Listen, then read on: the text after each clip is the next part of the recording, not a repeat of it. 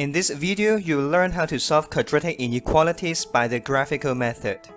Take a look at this example. Suppose I want to solve the inequality 2x squared minus 11x plus 5 greater than or equal to 0. This is a quadratic inequality because I have x squared here. To solve this inequality, we may use the graph to help us. To use the graphical method, first of all, we need to sketch this curve. Y equals 2x squared minus 11x plus 5. And then to sketch this graph, we have to factorize this first if it can be factorized. Because after factorization, I can know that the x-intercepts of this curve should be 5.5. On the other hand, because I know that the coefficient of x squared is positive, it is 2, that means it should open upward. And therefore, the graph should look like this. We only need to draw the x-axis, there is no need to draw the y-axis. Now, because we want 2x squared minus 11x plus 5 to be greater than or equal to 0, and y is equal to 2x squared minus 11x plus 5, that means we need y to be greater than or equal to 0.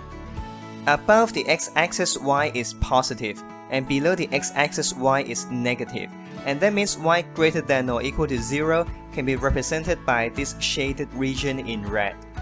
Because the shaded region in red is what we need, so this part of the curve in red is the part of the curve that we need. That means we just need the parts of the curve which are above the x-axis. Now the solution of this quadratic inequality is just the domain of these parts of the curve.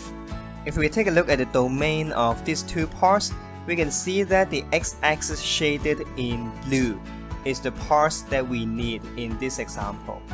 That means we only need to select these parts of the x-axis. Now all the parts shaded in this x-axis is the solution that we need, and therefore the solutions are x smaller than or equal to half or x greater than or equal to 5. We need to include the equal sign for half and 5 because we have the equal sign in the question. Now let's take a look at another example. We need to solve x squared plus x minus 12 smaller than 0. And again, to solve this, we can first of all sketch this curve. And that means we can try to factorize this, and therefore we should know that the curve should look something like this. We have minus 4 and 3 as the x-intercepts of this curve, and this parabola should open upward because the coefficient of x squared is positive. Because we need x squared plus x minus 12 to be less than 0, therefore in this case we want y to be less than 0. And therefore this shaded region in red is what we need. And that means this part of the curve in red should be selected in this case.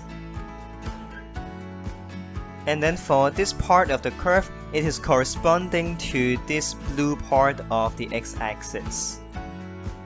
And therefore all the numbers shaded in blue in this x-axis is the solution that we need. And therefore the solutions are x between minus 4 and 3. We do not include minus 4 and 3 because in the question we only have less than but not less than or equal to. And that's why we do not have the equal sign in the solutions we have. Afterwards, let's take a look at some special cases. Take a look at this example. Suppose we want to solve x squared plus 6x plus 9 greater than 0. And again, we can first of all sketch the curve. And to sketch this curve, we can first of all factorize this to find out the roots of the equation or the x-intercept of this parabola. And so I should know that the curve should look like this. We have only one x-intercept, which is minus 3, and this curve should open upward. In this example, we want y to be greater than 0 because we want x squared plus 6x plus 9 to be greater than 0. And that means this shaded part in red is the part that I need. That means this curve in red is the part that is selected in this example. However, not the whole curve is selected. There is one point missing, which is this point x equals minus 3.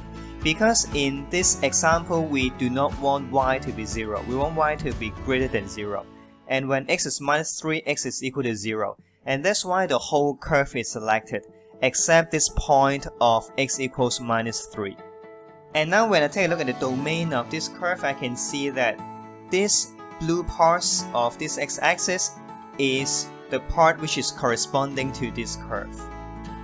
Same as before, all the numbers shaded in blue in this x-axis is the solution that I need, and therefore the solution in this case are all real numbers except -3.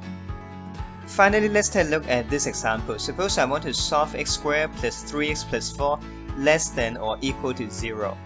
Again, I can sketch the curve like this, but in this case, this expression cannot be factorized. And when we check the discriminant of this expression, we can see that it is -7, which is less than 0. And therefore, this curve has no x-intercept, and the curve should look like this. Now we need y to be less than or equal to 0, and that means this part in red is the part that we need. However, in this case, this curve is totally outside this region, and that means in this case, no curve is selected. And if no curve is selected, that means no x-axis is selected. And that means in this case, we should conclude that it has no solutions.